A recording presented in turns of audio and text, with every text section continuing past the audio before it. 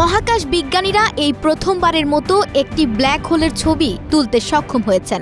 বলা হচ্ছে মহাকাশ বিজ্ঞানীদের জন্য এটা একটা বড় ঘটনা।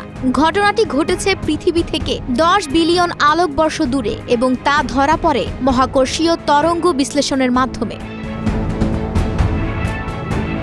দুটি ব্ল্যাক হোলের একটি সূর্যের চেয়ে 137 গুণ এবং অন্যটি 103 গুণ ভর বিশিষ্ট। দীর্ঘকাল ধরে একে অপরকে প্রদক্ষিণ করছিল। একসময় ব্ল্যাক হোল দুটি ভয়াবহ গতিতে সংঘর্ষে লিপ্ত হয় এবং গঠিত হয় একটি নতুন ব্ল্যাক হোল, যার ভর প্রায় সূর্যের 265 গুণ। এটি এখন পর্যন্ত মহাকর্ষীয় তরঙ্গের ধরা পড়া সবচেয়ে বড় ব্ল্যাক হোল সংযুক্তি। নতুন এই আবিষ্কার বিজ্ঞানীদের ব্ল্যাক হোল গঠনের প্রচলিত তত্ত্ব ও মডেল নতুন করে ভাবতে বাধ্য করছে। এর নাম গহ্বর বলা হলেও আসলে এটা ফাঁকা নয়, বরং এর ভেতরে খুব ছোট একটি জায়গায় বিপুল পরিমাণ পদার্থ জমাট বেঁধে আছে।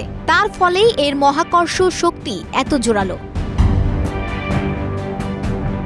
এ বিষয়ে কার্ডিফ বিশ্ববিদ্যালয়ের গ্যাভিডি এক্সপ্লোরেশন ইনস্টিটিউটের প্রধান প্রফেসর মার্ক হান্নাম বলেন, এগুলো মহাবিশ্বের সবচেয়ে সহিংস ঘটনা হলেও পৃথিবীতে পৌঁছালে সেগুলো এতটাই দুর্বল যে তা মাপা অত্যন্ত কঠিন।